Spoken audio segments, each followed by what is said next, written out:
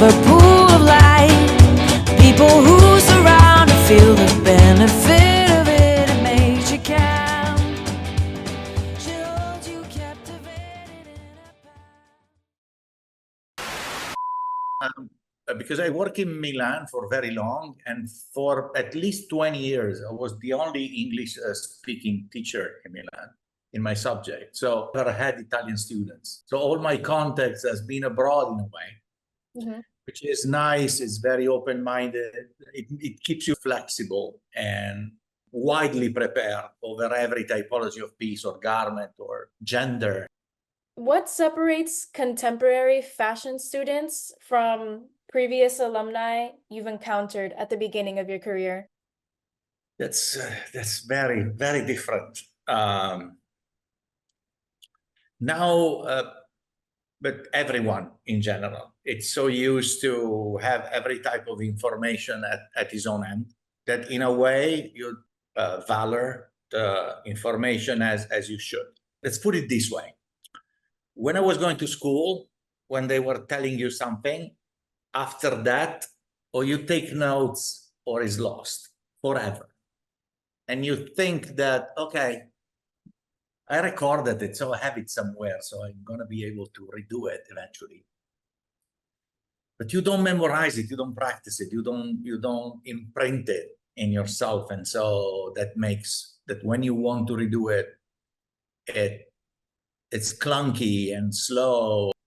On the other hand, as it's also nice to see the evolution, and of course, that you don't stay at the same point that it was 30 years ago, aesthetically, with the material, the technology. Is nice to, I mean, I enjoy the evolution, but I think that like if somebody with your possibilities, okay, could have, let's say, a little bit more of an old person mentality in their working method, could be an amazing combination of taste, innovation, and competence that could be unparalleled. If I see the things that I did at the beginning of my career, that I have a lot of, or at school, I still have all my school's portfolios at home in Italy.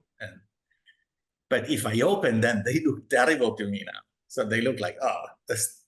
And I was very, very well praised by my teachers. But for me, if I look at them now, they are absolutely terrible. So yeah, it's because, well, you've evolved a lot. You know, that was a very long time ago. It's and you still learn a lot. This is the very stressful part of this job. Like you never arrive at a point, okay, I know it all, that's it, book closed. No, you keep and stay up to pace with the market is very difficult. What are some of the biggest misconceptions non-creatives have regarding fashion designers? Well, the biggest is that they think that people in fashion design don't work. And also a lot of people that study design, fashion design, let's say, because if you do industrial design, you know that you have to be like a mechanic. But people that study fashion design, they don't realize that there's a huge technical part of the job that you have to learn, the same as the industrial designer. So that's the biggest misconception. Definitely. Before I went to fashion school, I thought like it was just going to be like drawing and sewing, but it's so complicated and it's a lot. Sewing also. Sewing is work. I've had so many like sleepless nights being at this school, but it teaches you a lot about time management. But that's a part of it. In this sense, in this world of today, I still respect a lot the students that they still decide that they want to do something, you know, because the biggest difference in between a fashion design student and any other fashion student is the fact that you want to make the things. Make the things makes your life 100 times more complicated. Finally, okay, Mario hates you more. Oh, that's a joke. What does that mean? That's a joke. It started in Milan. So Mario hates you was the initial slogan. And it started in Milan, but it's all the time like, okay, it's sarcastic, of course. Gotcha. Gotcha. Because as I mentioned, like all my students were foreigners. So all the people you meet and you can have like a bad or great relation with, you're going to get apart sooner or later, you're not going to see them again. So you have a lot of farewells, and it's always an uncomfortable moment. I always found funny to say things like, "Oh yeah, go away, I hate you," whatever, instead. And so my colleagues, for my final graduation ceremony in Milan, they make me a T-shirt, Mario hates you, to wear at the ceremony. But then when, at the beginning here in Miami, like I had this 1-year program semester. The student drove me insane. And so I had it on my phone. You see, it's written on the phone when you write with your finger. So I wrote more with my finger on it because they would be nuts. And I kept it. It was looking nice, black rather than white. Yeah. That's amazing. Do your students like go up to you and they're like, Mario, I hate you? Oh, they totally know it. So it's like, so there's no hard feeling.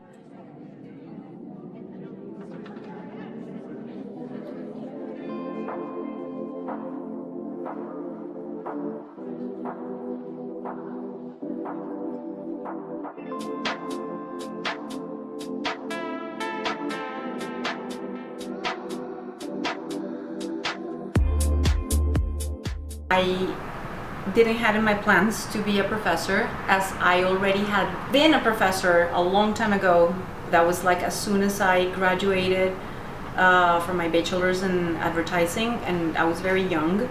But the dean of the school at that time wanted me to start teaching because I was actually really, really good and at my university. So I accepted. I thought it was really cool, but I mean, when you're really young, you're not mature enough to lead people that are like so close to your age, and it was not good. I kind of like hated it. It was like almost for a year, and then I said, I'm never ever going to teach in my life. This is the worst experience ever.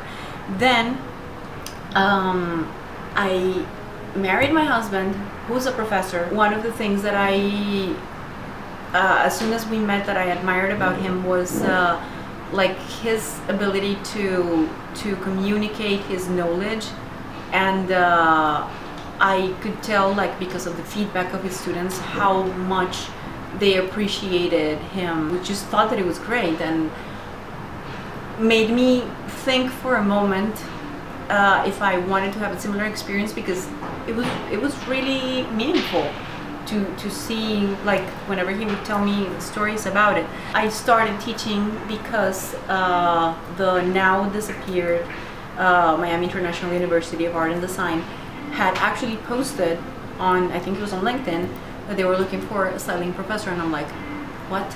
Well, at least I'm going to try. Let's see if it's not the same feeling and vibe and energy that I had before. And I went for it, and since day one, it was amazing. Knowing what you now know, looking back in retrospective, would you change anything about the journey, or would you do it the same all over again? What, the journey just of teaching, of styling? Of styling in general. No, I would not change a thing.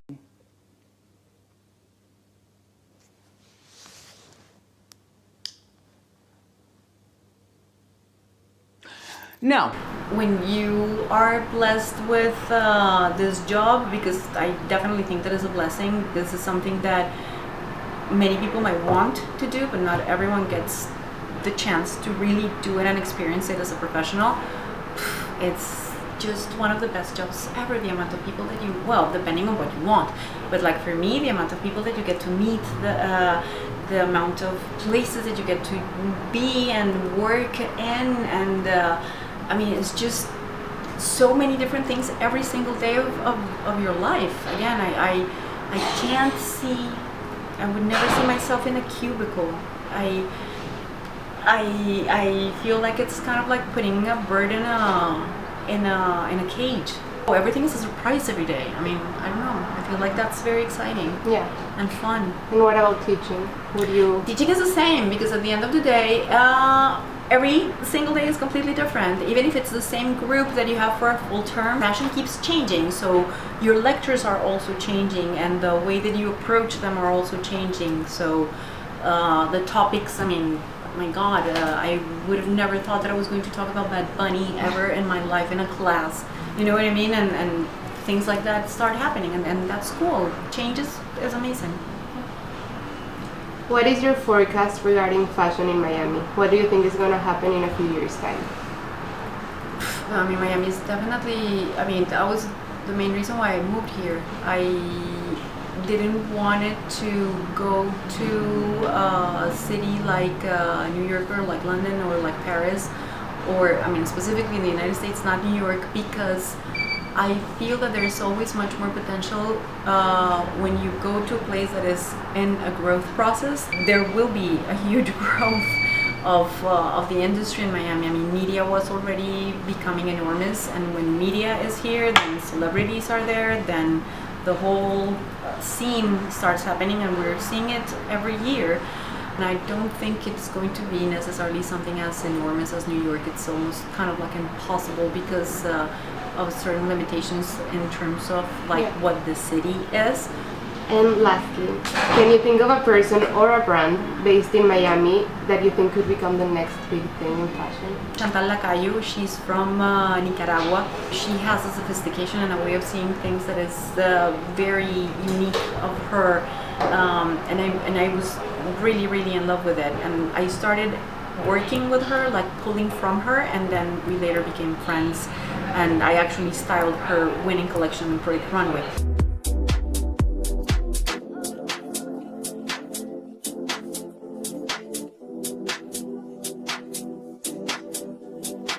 Can you share with me a project that you worked on and you're proud of? The most proudest I am of an interior design project is the restaurant we finished about 6 months ago called Chimba. It's South American flavor, like indigenous color, very bright, but very comfortable. What do you enjoy the most about teaching interior design? It just feels awesome when, and I can see with you guys, seeing a baby stop crawling and they start walking and then running, to be able to be witness to that, it's amazing. Challenges that you had to face in your career, and how did you overcome it? Challenges happen all the time, it's how you deal with them. You get knocked down a lot. It's just being ready for the opportunity. Let that challenge drive you.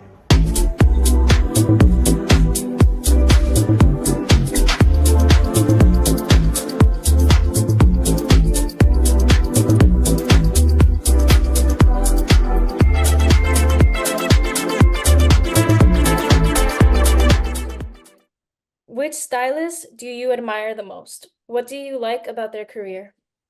I admire Elizabeth Saltzman. She's a celebrity stylist, and I love her work. Like, she's done a lot of campaign ads for Chanel, and many covers for like different magazines. She also worked like in Vogue US for a few years. I would describe her like as a edgy minimalist, which is basically like also my style. She has almost like the same like colors in me. Like, we even look a little bit alike. So like I like that even. What advice would you give to someone who wants to study at Marangoni for the first time? You basically know nothing before coming to Marangoni, and then here you learn so much. If I could go back, I would have like studied a little bit before coming to Marangoni, because like for me personally, when I came to classes such as like pattern making or some very difficult classes, I felt very stupid because I didn't know what was happening. Like, yeah, so I would have like watched like a few tutorials on pattern making, and like I would have like researched a little bit more just to not feel that stupid whenever I'm in class. But I feel like Marangoni is just like amazing in terms of like how much do you learn in such short time. I feel like it's super intense and super like to the point, and then you come back after a year of being there and you're like, wow, I'm a whole different person. So I love that. Which class do you think like taught you the most out of any other class? I'm gonna say trend forecasting. Yeah, That class was amazing. Not only did I learn about like trends and this and that, but you also learn about like psychology and history, and like how did like punk became like what it is today in counterculture, and you know, the importance of youth culture. And not only that, like the teacher was so amazing. She actually taught me how to like, yeah, how to make presentations, because I used to just grab like a whatever template from Canva and just like fill it out with information. We're like in a visual industry. We need to like more important than the content is how it looks, because like people like us are like looked based. Like you just see something and you know you like it or not. Like, you know. How did you know that styling was your dream career? So yeah, I began with a BA in design. I was there for like a year and a half, and then I was like, wait, this is not what I want to do with my life. Like the career prospects are like, you have two choices, okay? Either you open your own like brand and your own store, and then you like work your A off to be there and to like succeed, or you go work for a company as an assistant pattern maker, and then you like just go up the corporate stairs until you reach creative director, okay? I was not interested in that at all. Like the only thing that I liked about like making a collection was like choosing the colors and the silhouettes, and I didn't enjoy like thinking about like putting buttons in a jacket or the pockets or like my mind is not technical at all. And then I took like some styling classes and I was like, wow, this is actually what I want to do. So I realized that I hadn't offered the associates in design. So I just like finished that, and then I transferred to styling.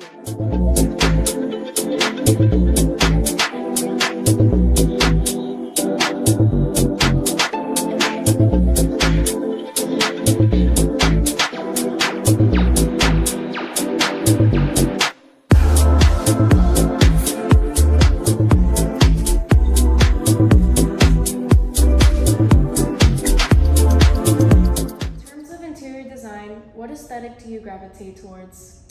The one I love the most is the modern organic one, so the one that's close to the earth tones, like brown, greens. What advice would you give to students who want to study interior design at Marangoni? I would tell them to come to apply here because they have I'm gonna say the best programs that I saw in every interior design schools that I looked for. They also have internships, like they have a lot of connection, like they have everything to make you successful in your career. Amazing. And finally, I want to end with a more personal question, since we got a taste of like what your professional outlook is. What was your journey like from Ivory Coast to Miami? Is there anything you would bring from your country to here?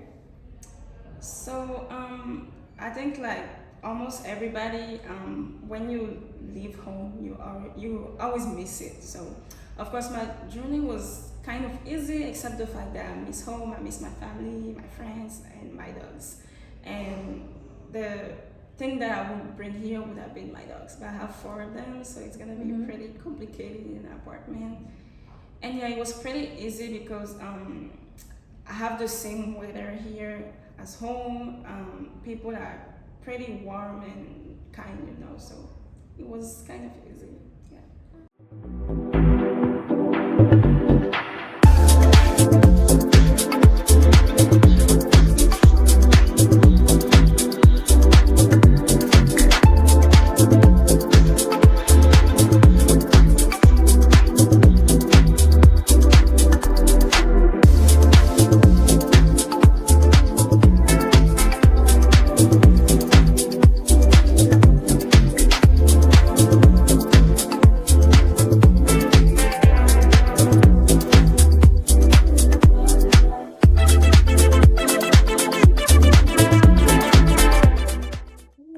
First of all, what was your journey that led you to Marangoni from Colombia?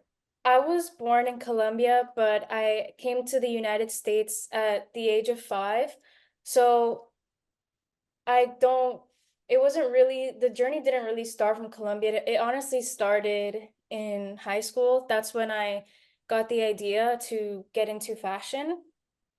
But after I graduated high school, I didn't pursue my passion because I had outside voices telling me that it was a dumb idea and that, fashion, wouldn't get me anywhere and that I would kind of be like a starving artist. So I went into business admin and I completed a full year at MDC, and it just didn't feel right. Like it wasn't my passion at all. And when I would go home and look at, what type of careers that you can get with that degree, I was like, Jesus Christ, like if I continue doing this, I'm setting myself up for failure. I'm going to be absolutely miserable. So I just told my mom, and she was super supportive, and yeah, she got me into the school, and I'm happier than ever. Okay, now, who is someone that you admire in the fashion industry? My favorite designer was Vivienne Westwood, and while I do think her designs are amazing, what I really admire about her is like her skills as a businesswoman. The punk movement was starting to happen, but people who belong to that subculture didn't have a place to go and, buy the clothes that really resonated with them. They had to sort of like DIY it. So she made a really smart business move, like swooping in while, that movement was still like super young, and then making it something like super big. Fashion is one thing, but if you're going to be a designer, you also have to be like really good at the business aspect of it too. What was your favorite experiment? I did a project for Tatiana, the Yeah, text for class. fabrics and materials. Yeah. Yeah, that one. That one was my favorite experiment. That one was so hard to do, but oh, I forgot to mention it. So basically, I took like a huge piece of toll, and then I bought these roses at Publix, and then I de-petaled them, and then Oh, I remember. I yeah, remember. Yeah. and then I covered the front and back in like gel polish, and then I put it under the lamp so it got hard, and I had to like hand stitch every single petal onto the piece of toll. That was such a hard thing to do, but I'm very satisfied with the way that it came out, and I definitely want to It experiment. was amazing, honestly. Yeah. Thank you. I totally want to experiment with fabrics more in the future. It was so fun.